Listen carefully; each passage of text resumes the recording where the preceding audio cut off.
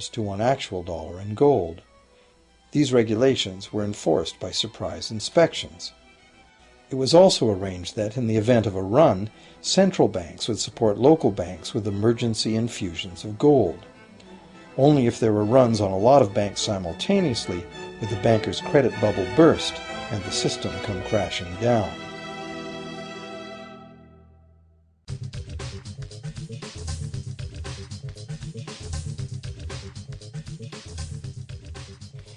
Over the years, the fractional reserve system and its integrated network of banks backed by a central bank has become the dominant money system of the world. At the same time, the fraction of gold backing the debt money has steadily shrunk to nothing. The basic nature of money has changed. In the past, a paper dollar was actually a receipt that could be redeemed for a fixed weight of gold or silver. In the present, a paper or digital dollar can only be redeemed for another paper or digital dollar.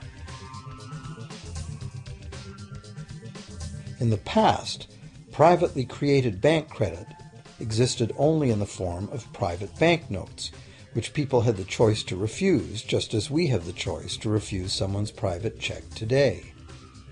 In the present, privately created bank credit is legally convertible to government-issued fiat currency, the dollars, loonies, and pounds we habitually think of as money. Fiat currency is money created by government fiat or decree, and legal tender laws declare that citizens must accept this fiat money as payment for debt, or else the courts will not enforce the obligation.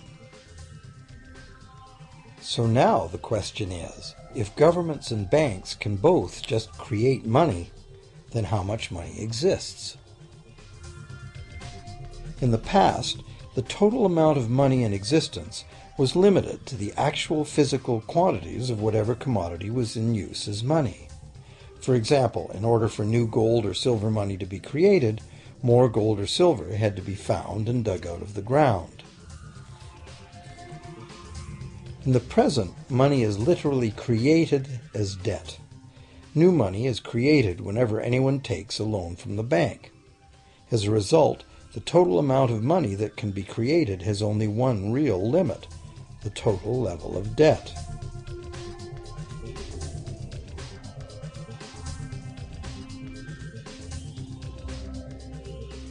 Governments place an additional statutory limit on the creation of new money by enforcing rules known as fractional reserve requirements. Essentially arbitrary, fractional reserve requirements vary from country to country and from time to time. In the past, it was common to require banks to have at least $1 worth of real gold in the vault to back $10 worth of debt money created. Today, reserve requirement ratios no longer apply to the ratio of new money to gold on deposit, but merely to the ratio of new debt money to existing debt money on deposit in the bank.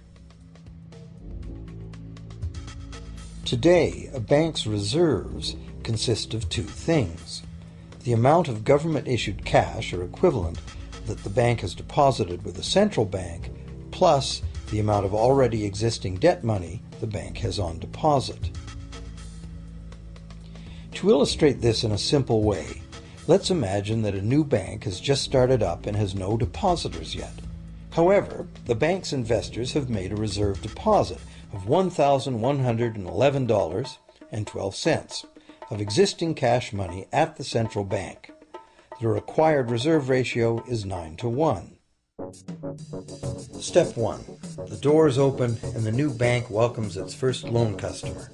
He needs $10,000 to buy a car.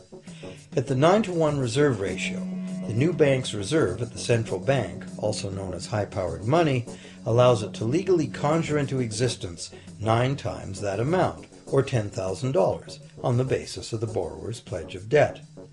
This $10,000 is not taken from anywhere. It's brand new money simply typed into the borrower's account as bank credit. The borrower then writes a check on that bank credit to buy the used car. Step 2. The seller then deposits this newly created $10,000 at her bank. Unlike the high-powered government money deposited at the central bank, This newly created credit money cannot be multiplied by the reserve ratio. Instead, it's divided by the reserve ratio. At a ratio of 9 to 1, a new loan of $9,000 can be created on the basis of the $10,000 deposit. Step 3.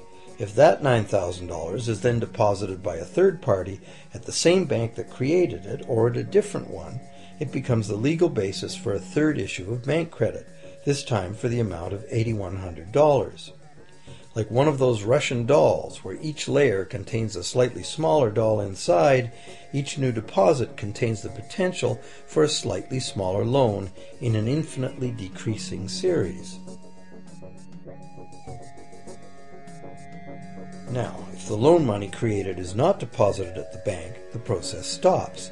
That's the unpredictable part of the money creation mechanism. But more likely, at every step, the new money will be deposited at a bank, and the reserve ratio process can repeat itself over and over until almost $100,000 of brand new money has been created within the banking system. All of this new money has been created entirely from debt, and the whole process has been legally authorized by the initial reserve deposit of just $1,111.12, which is still sitting untouched at the central bank. What's more, under this ingenious system, the books of each bank in the chain must show that the bank has 10% more on deposit than it has out on loan. This gives banks a very real incentive to seek deposits in order to be able to make loans, supporting the general but misleading impression that loans come out of deposits. Now, unless all the successive loans are deposited at the same bank, it cannot be said that any one bank got to multiply its initial high-powered money reserve almost 90 times by issuing bank credit out of nothing. However, the banking system is a closed loop. Bank credit created at one bank becomes a deposit in another, and vice versa. In a theoretical world of perfectly equal exchanges, the ultimate effect would be exactly the same as if the whole process took place within one bank. That is, the bank's initial central bank reserve of a little over $1,100 allows it to ultimately collect interest on up to $100,000 the bank never had.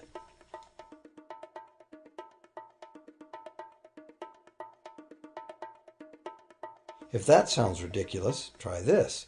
In recent decades, as a result of steady lobbying by the banks, the requirements to make a reserve deposit at the nation's central bank have all but disappeared in some countries, and actual reserve ratios can be much higher than 9 to 1. For some types of accounts, 20 to 1 and 30 to 1 ratios are common. And even more recently, by using loan fees to raise the required reserve from the borrower, banks have now found a way to circumvent reserve requirement limitations entirely. So, while the rules are complex, the common sense reality is actually quite simple. Banks can create as much money as we can borrow.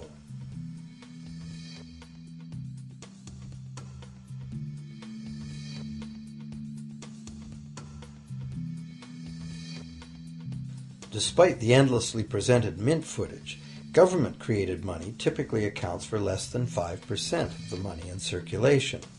More than 95% of all money in existence today was created by someone signing a pledge of indebtedness to a bank.